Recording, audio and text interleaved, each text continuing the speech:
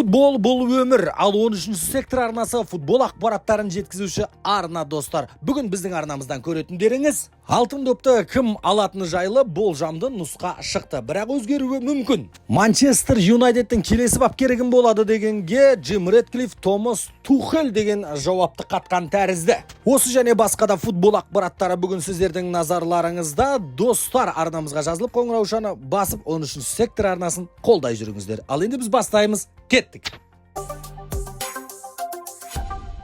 Алтын допты кім алады деген сұрақ бәрімізге қызық достар, және де бұны букмекерлерді, аналитиктар, сарапшылар бәрі де талқылап жатыр, және де әзірге болжамды нұсқаларын ұсынып қойған екен. Алтын допты алуға ең жоғары деңгейде қазір тұрған ол Винисиус Джуниор, одан кейін Жуд Беллингем, одан кейін Кросс, одан кейін Мбаппе, Фоден, Кейн деген сияқты ойыншылар тұр. Ал енді жылда алып жүрген Лионель Месси ондықтың ішінде жоқ, бірақ та 15-ші орында тұр екен.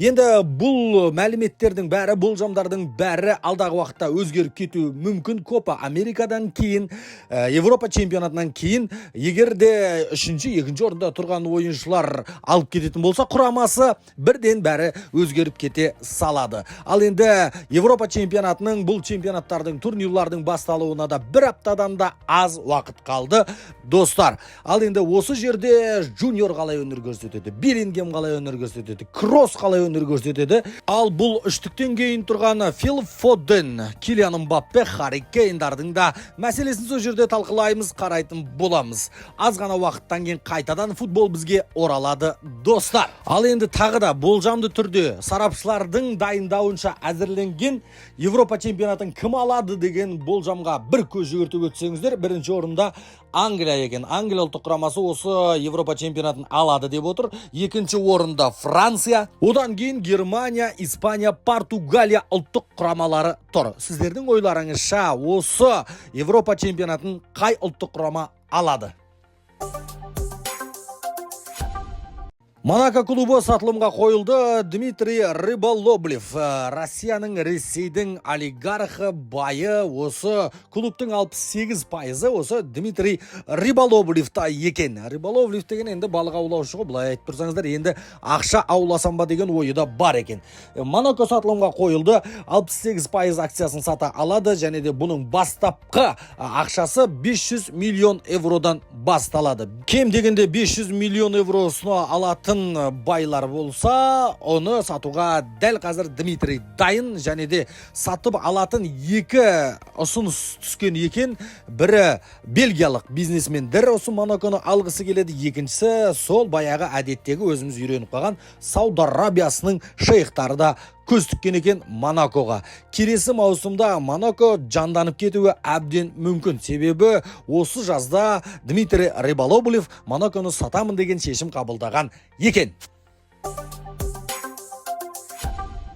Нико Уильямсқа Барселона қызығушылық танытып жатыр. Басты мақсатымыз осы ойыншы дейді барселоналықтар.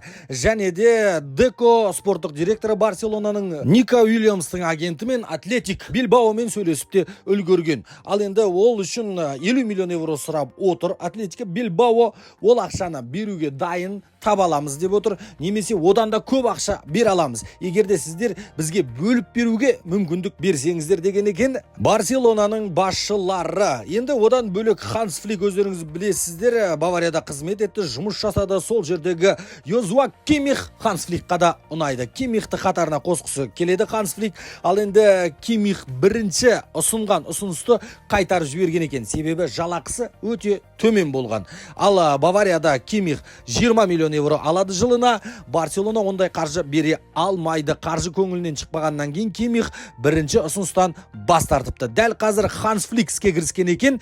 Ары қарай келіссөздер жалғасады. Ханс Флик Кимихті көндіре алады ма? Оны да бірге бақылайтын боласыздар бізбен достар.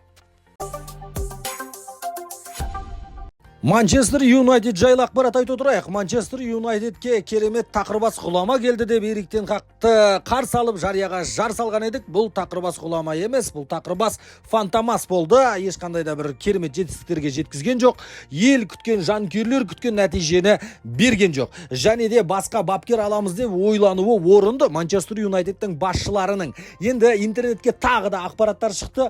Осы аптада Эрик тен Хагты нақты қулады, орнын босатады дейді. Себебі келесі маусымның алдындағы дайындықтар, жаңа трансферлер бәрі жаңа бапкерімен ақылдаса отырылып жасалуы керек деп шешім қабылдаған екен. Қазіргі жаңа басшысы Джим Рэдклифф мырза Томас Тухельмен сөйлесті деген ақпараттар бар. Томас Тухельдің бірінші әңгімесі ақ Джим Рэдклиффқа ұнады, және де сол бапкер осы Манчестер Юнайтедтің келесі бапкері болып қалуы мүмкін деген ақпараттар шығып жатыр. Енді Томас Тухель жақсы маман, бірақ та жақсы адам деп айта алмаймыз. Ол ойыншыларға аузына келгенін айта салуы мүмкін. Ол пресс-конференцияда отырып ашуланып кетуі мүмкін. Өте эмоциясын басқара алмайтын бапкерлердің бірі. Және де оны қаншалықты ұзақ мерзім ұстай алады Манчестер Юнайтед, ол да белгісіз. Бірақ та қандай да бір нәтижеге жеткізіп беретін бапкерлердің бірі АПЛ-мен таныс. Сондықтан да Томас Тухель меніңше бір керемет нұсқа деп айта алмаймыз, бірақ та болады.